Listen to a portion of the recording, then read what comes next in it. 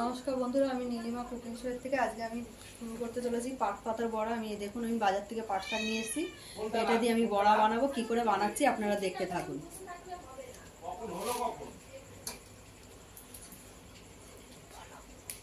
এরকম করে আমি কাটতে থাকবো, এইভাবে কেটে আমি বড়া করবো একটা একটা করে।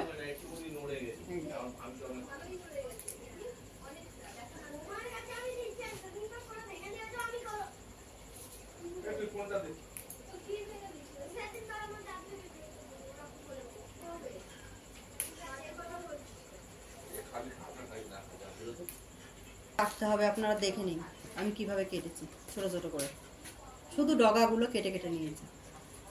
পুরো পাতা নেবেন না, এই যে এরকম কচি কচি ডগাগুলো কেটে নেবেন, খুব ভালো হবে। বুড়ো পাতা নিলে সেদ্ধ হতে চায় না, নরম হয় না, শক্ত থাকে। আর এইটা হলে কচি একদম গলে যায়, বড়ার ভেতরে ভালো লাগে খেতে। বন্ধুরা, এই যে আমি বেসন নিয়ে নিয়েছি এই পরিমাণ মতন। এবার আমি একটু সঙ্গে দিয়ে দেবো কর্নফ্লাওয়ার, কেন তাহলে একটু মচমচেটা ভালো হবে, ভালো লাগে। দেখাচ্ছি আমি, এই যে নিয়ে নিচ্ছি, ব্যাস আর দেবো না। দিয়ে দিলাম পরিমাণ মতো নুন,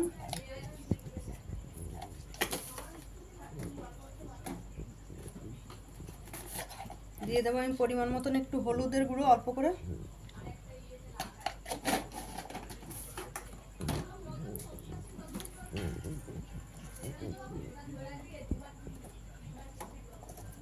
একটু দিয়ে দেবো সামান্য কালো জিরা,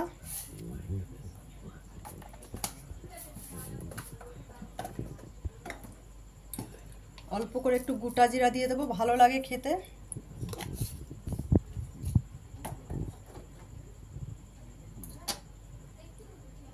এবার আমি দিয়ে দেবো কাঁচা লঙ্কা থেতো করা, ঝাল ঝাল করার জন্য।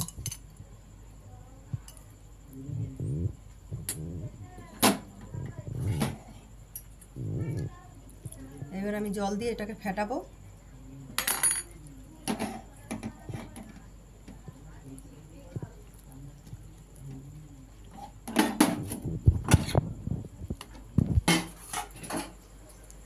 বন্ধুরা, আমার তেল বসিয়ে দিয়েছি, তেল গরম হয়ে আসছে। এই আমি পাট পাতা রেডি করছি, বেসন লাগিয়ে আমার ফেটিয়ে পুরো রেডি। আর এইবার বেসন লাগাচ্ছি এক এক করে, লাগিয়ে আমি এবার ছাড়তে আরম্ভ করব।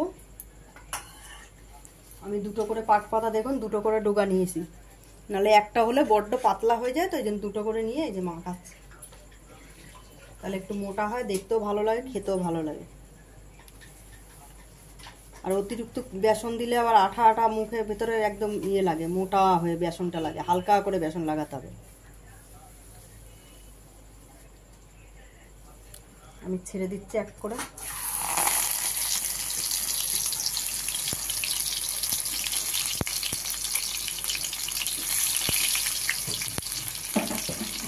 আমি দুটো করে দিয়ে ভাজা শুরু করেছি।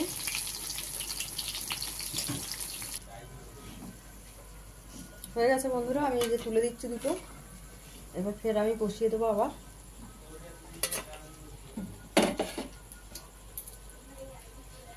দেখুন কেমন হয়েছে, এরকমই হবে পাট পাতার বড়া।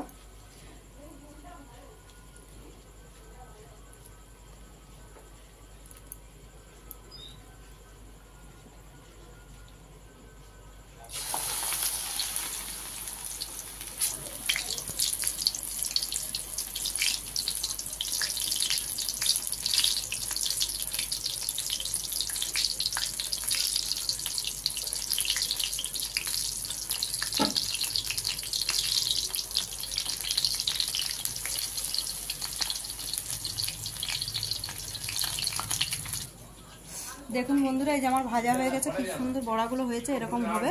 আপনাদের ভালো লাগলে আপনারা নিজেরা করে খাবেন, বাড়িতে খেয়ে দেখবেন কেমন লাগে। আর নীলিমা কুকিং শোটিকে আপনারা সাবস্ক্রাইব আর লাইক কমেন্ট শেয়ার করে দেবেন। আর ফেসবুকের বন্ধুরা আপনারাও দেখে নেবেন কিভাবে বানাচ্ছি। আপনারাও পারলে নীলিমা কুকিং শোটিকে লাইক আর শেয়ার করে দেবেন আর কমেন্ট করে দেবেন, সাবস্ক্রাইবটা করে দেবেন।